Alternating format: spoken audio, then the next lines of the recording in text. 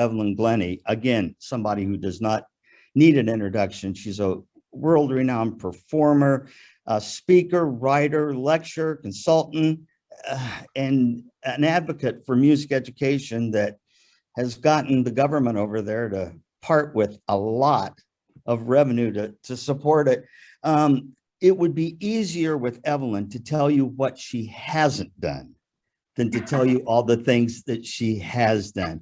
And you must go to her TED Talk, How to Truly Listen, and hang on for dear life. Her story is an inspiration for all, and she's a fellow percussionist, which is even better. Evelyn, tell us what is going on in Cambridge. Well, thank you for such an interesting introduction there, and it's a pleasure to be part of this discussion. Yes, can you believe there's no rain here in Cambridgeshire at the moment in England, and but there we are. But no, I'm actually Scottish. I was brought up on a farm in the northeast of Scotland, and really my whole musical beginning started with Scottish traditional music. And of course, it was in the days whereby music actually happened within the home, face to face, you know, with the raw hand, the raw voice, and all of that kind of thing. And you know, the wonderful thing about traditional music often is that it is handed over by ear. And so there's a type of listening that happens. I don't just mean hearing the song or the words or something, but there's an attentiveness to how that song or words are interpreted and remembered in a way. So, and that was really how I started. I mean, I'm a farmer's daughter, but when we had relatives round, you know, someone in the house could play a traditional piece on the piano or on the fiddle or on the accordion. And most homes had an upright piano, can you believe? I mean, it's extraordinary, but it's true. And this was a farming community. And I went to a tiny primary school that only had about 37 pupils in the entire school. So each Friday, the whole school would be given a general music lesson. So by the time we all left that school at the age of 11, 12 years old, we could all read music and we had an appreciation towards music.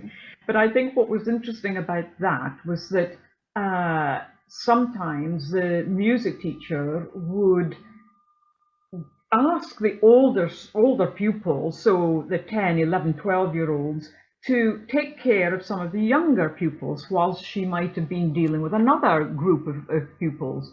And this kind of element of responsibility meant that she had to trust the older pupils in understanding what it was that she was asking for them to work with as regards to the younger ones.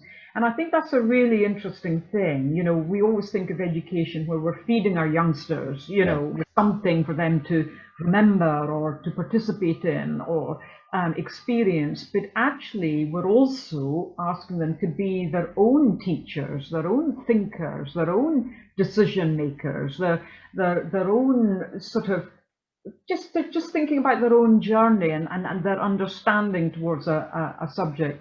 So this was one way of doing that, and you could do that with such a tiny school, of course. And so by the time I left that school, going on to secondary school, a much bigger school, the ethos of that school was that every child has a story to tell. And this has really been, I think, the trunk of my particular journey, because when you realize that every single person, let alone a child, has a story to tell, you're ready to listen. You know, you want to know what that story is, and it doesn't become a statistic or a number or get soaked up in a system or a method or anything like that. And it meant that this school was kitted out with wheelchair ramps. It was kitted out with colour schemes suitable for sight impaired kids. It had rooms and areas suitable for hearing impaired kids like myself. But this was a school, a normal kind of comprehensive school, secondary school. But the ethos was that it catered for all children in that community. And so it wasn't looking at a child in a wheelchair thinking, oh, well, sorry, you can't come to this school because this is for normal kids or something. This was completely and utterly open to all kids. And all children belong to all departments of the school. So if you are deaf like myself, I belong to the music department. If you happen to be sight impaired, you belong to the art department. If you happen to be in a wheelchair or have some physical challenge, you belong to the sporting department. So it was very much a can-do and a shared experience, right across the board. And that is important. So for me, inclusion and accessibility has been absolutely key to my particular growth. And I don't know any better than that, frankly. That's what I was brought up with. And that's what I knew as a kid. And it didn't have to be explained to me. It didn't have to be a lecture or anything like that. This was something that was quite normal. And I think that this is what drives me going forward, is this belief that, well, it's not even a belief, it's absolute No. knowledge that we all have have something to say, really. So Evelyn, the majority of people that are watching this are teachers, are music teachers. And the fascinating story you have about when you went into higher education and their reaction that, is she going to be able to do this? Could you just touch on that a little bit? well, I started timpani and percussion from the age of 12 at secondary school, and I had a very, very good peripatetic teacher, and he saw all of his pupils as sound creators first and foremost, then musicians, and then instrumentalists. And normally when you start an instrument, well, you're a percussionist or you're a violinist, or you become the object, actually. But in his case, the object was a tool, just as you go into a kitchen and you've got all of your ingredients there, but you don't become the fish or the carrot or the aubergine or the pepper or whatever it is. You bring all of those ingredients and then you become the meal. And, that's where your voice is. And so this idea of all his pupils being a sound creator meant that there's a big difference between asking someone to feel what something sounds like as opposed to hear what something sounds like. So my story was, as a farmer's daughter, he asked me, what is the feel? Can you create the feel of a tractor coming through a snare drum as opposed to the sound of a tractor? Now, a feel of something, you have to just kind of slow the body down, think about it and think, oh, well, decide what sort of tractor do I want, so do I want a tractor that's an old rickety thing, or a really brand new tractor, or a tractor with the engine off and it's stationary? Wow. That can be the sound of a tractor, and basically this meant that I had the freedom to explore my sound, my journey, and how that related to me in my circumstances. And when I auditioned for the Royal Academy of Music, once I decided, to get onto your question, once I decided to pursue music as a full-time career, basically I had this very strong urge to be a solo percussionist, because at school we gave little solos in our school concerts and community concerts. So this was quite normal, and I thought the world was full of solo percussionists. So basically, when they said, well, first of all, no orchestra will employ a deaf musician, and secondly, what are you on about with solo percussion? It doesn't exist on a full-time basis. And I said, well, first of all, I don't want to be in an orchestra. That is not where my vision is. I don't want to be a member of an orchestra. And secondly, solo percussion already exists because I've been doing it 4 years at my secondary school. So, and what they asked me to do, I did a first edition, and I was of the level to get in, and they said that. However, they felt that the industry would not accept a deaf musician. So they asked me to re-audition, but this time with a completely unprepared audition. So it had nothing to do with percussion playing. This was all to do with being given a score, who might have written it, why do you think that? transposition, sight reading, score reading, figure bass, all sorts of things like that. It was all done at the keyboard because obviously I could play the piano. And so this was general musicianship. However, this was really an extension of what I was already doing at school, because don't forget, when my teacher saw us as sound creators, that means that you are getting into a composer and finding out about their sound world. You are thinking, what was the timeline when Beethoven wrote his Fifth Symphony or something? What was the timeline of Stravinsky's Rite of Spring? What was going on in China? What was going on in Africa? What was going on in South America? What was going on in North America, Canada, you name it. So it isn't just isolated to that one thing. And suddenly, music becomes a fascinating, experience that takes you all around the world. I mean, it really, really does. Yes. And so that to me, well, anyway, they let me in, and I basically obviously had to follow the orchestral side of playing, because that's what the establishments in those days in the 80s did. And so all of the solo percussion I had to do by myself. But with that, and when I think about the word solo, I don't mean only just when you pick your sticks or mallets up and you are the only percussionist playing at that time. I mean solo as regards to how you function as a percussion player, as a solo percussion player. What are the logistics? What do you do in order to promote the repertoire, in order to promote the music that you're playing, the passion that you have through your instruments and so on. There's all sorts of things that go beyond, again, that piece of music. Do you, again, because we have teachers watching this, every child is a musician, yes? And every child can make music. Well, Yeah. sorry to interrupt, I would say No, every child is a great improviser. Yes. I mean, they're the most natural improvisers on the planet. And I think improvisation, I feel, is a key ingredient in order for people to build confidence, to continue with that curiosity, to walk on that tightrope, not knowing whether something's going to work or not, not knowing what's round the corner, and always keeping that curious kind of eye and ear. And improvisation, I feel, is key. And so often with educational books, we see, charts that maybe has scales, have you practiced your scales, and maybe sight reading or exercises or a piece of music. Rarely do we see improvisation on there. And improvisation has been the one element that certainly has kept me buoyant as that curious musician and sound creator. I think it's something that we're born with.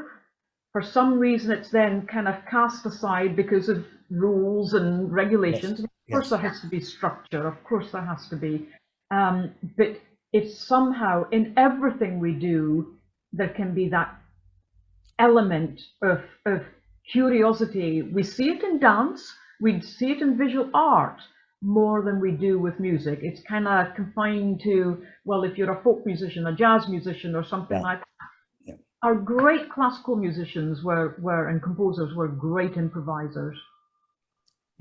Well, I think that when you said that the structure sometimes becomes a confinement, it keeps you from improvising. Like you're not good, you should just stay within this realm. Watching you, and again, since I'm a percussionist, I watched carefully when you performed. You didn't play the music, you were the music. Does that make sense? Well, you see, it goes back to the percussion teacher again, and this whole approach, because it's a story, and it's not me creating a story from someone else. I can't be somebody else's story. Right. I have to draw upon my own experiences. I can't read something in a book and suddenly become an expert in that subject by reading somebody else's words in a book. I can be more informed, I can be more knowledgeable, but the experience is the absolute key.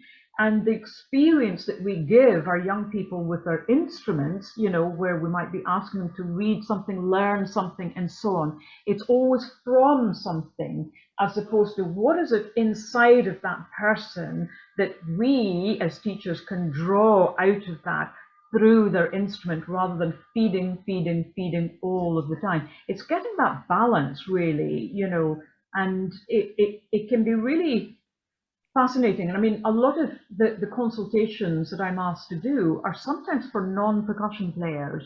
You Ah, know, I had one not so long ago from a mother who wrote to us, and she said, "Oh, my daughter plays the violin. She's 11 years old, and I just feel as though she's losing interest mhm. because so much of it has been exam based. She's always working towards something that's going to be judged, you know, or marked or whatever." And she was just getting down about this, and everything seemed to be quite pressured in a way. And so our session was literally sort of taking obviously the pieces that she knew how to play, but completely and utterly dissecting them, so that improvisation with a capital I was the absolute key. And at the end of the session, you know, she was laughing at some of the phrases, and she was sort of doing wild and wacky things with these phrases, that once she did then return to the piece in a more kind of, you know, normal way, there were so many differences in her interpretation, and Mhm. so many differences in her sound colors, you know, so many more chances there. And the identity was much more her, Yeah. rather than I am playing the violin of this particular piece of music, and I really hope I don't make a boo-boo, you know. Yeah. This was much more, whoa, this is my piece. This is my piece. This is my sound. You know, this piece belongs to me, and I have this relationship with the piece. Yes. So it's getting to that kind of level, really. Um, can I come and take a lesson? Is that possible?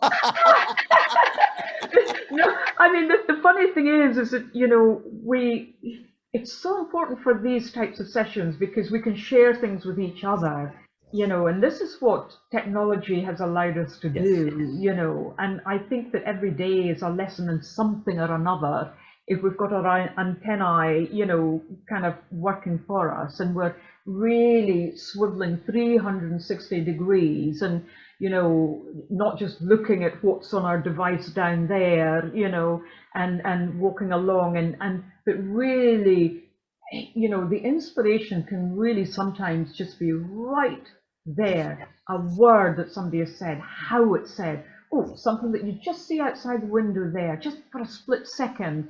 It can be anything, and I think COVID has highlighted what is right under our noses. You know, everything's become magnified, and the chatter we have within ourselves has become magnified, and we're listening. You know, we're listening much closer to hand in order to figure out what is it that we're doing? How are we doing this? Why is this important? What does this mean? You know, this is what orchestras are doing at the moment in their Mm, communities. You know, well, what is our relevance? You know, yeah. and we're able now to start kind of laying a landscape that is much more kind of, right. You know, we're paying attention now. You know, did you, I mean, you're a luminary, you're an icon. And when you were growing up and going through this, did you ever think you would be doing what you're doing now? No, no, not growing up by any means. I mean, I thought I'd be doing something with animals, being a farmer's daughter, and I absolutely love animals, and I wish I had the time to have a small croft and with a few you know things moving around, and but I really thought I'd do something with animals, not be a vet because I don't have that capacity. You know, I just don't have that kind of mind or intellect about me. But you know, whether training animals or something to do with animals. But you know, no matter what industry we're in, it's it's really, I think, glued with listening. It Yeah. really, really is. And you know, one industry is not that different from another when we really kind of find out what those links are. I'm a musician and I'm in the music business. So my business is music, you know, and playing percussion is part of that. It's part of it. It isn't all of it. So I don't wake up in the morning thinking, ah, yes, so the next 10 hours will be playing percussion. You know, a tiny percentage of that time will be spent playing on my instruments. So with all of the other aspects of being a musician involves technology, it involves business, it involves well-being, all of this kind of thing. It involves technology, it involves all sorts of things. It involves finance. So many different industries are involved in what we do. I was glad to hear you say that about animals. There's a purity in animals. It's just pure truth. Oh my goodness me, you know, I sometimes, I do have a cat and I sometimes look at her, well, I often look at her obviously, and I just see how she moves and how everything is speaking with each other. Oh, her legs are so, you know, speaking with each other. And you'll understand as percussionists and any instrumentalists will know that we need everything that we do speaking with each other. We can't just have a great right hand if the left hand is a bit iffy, or vice versa, you know, or if the left foot is a bit kind of, oh, you know, lazy. But, you know, if we have that kind of capacity, everything needs to be speaking together, and we have to be true to ourselves. Yes, absolutely. What can we expect from Evelyn Glennie in the future? What have you got in the days, months, years ahead? Well, one of the things I've been working on for a long time, but over the past 5 years, I've had up to 4 volunteers working on the Evelyn Glennie collection. And Ah, this basically is bringing all aspects of what we've been doing since the year dot together. So that means collecting and documenting everything from all of the music scores to the instruments is my job, to photographs, to clothes, to paper cuttings, to magazines, to concert tickets, to correspondence, you name it, to all of the audio files, the visual files, and so on. So a huge kind of collection, and so there'll be a lot of years worth in that still to do, and obviously it's still a living collection because it's being added to. And then I'm just in the process of forming the Evelyn Glennie Foundation, and this is something that I, you know, feel quite passionate about. The crux being listening and really bringing different disciplines together. And you know, what is listening in the medical profession, in the sporting profession, in business, finance, music, entertainment, arts, you name it.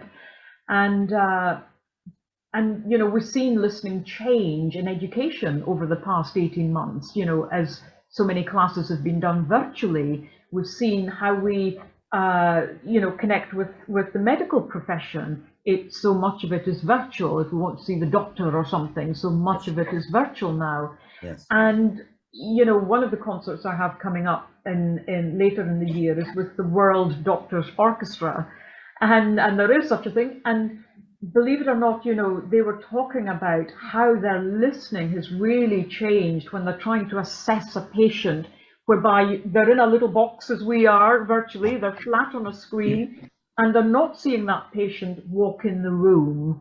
And, you know, absolutely tactile, just little information that they pick up, you know, that we don't know that they're observing. And so now they've got to kind of just see half a body and try and make some sort of assessment with Yeah. how that person explains what they're feeling.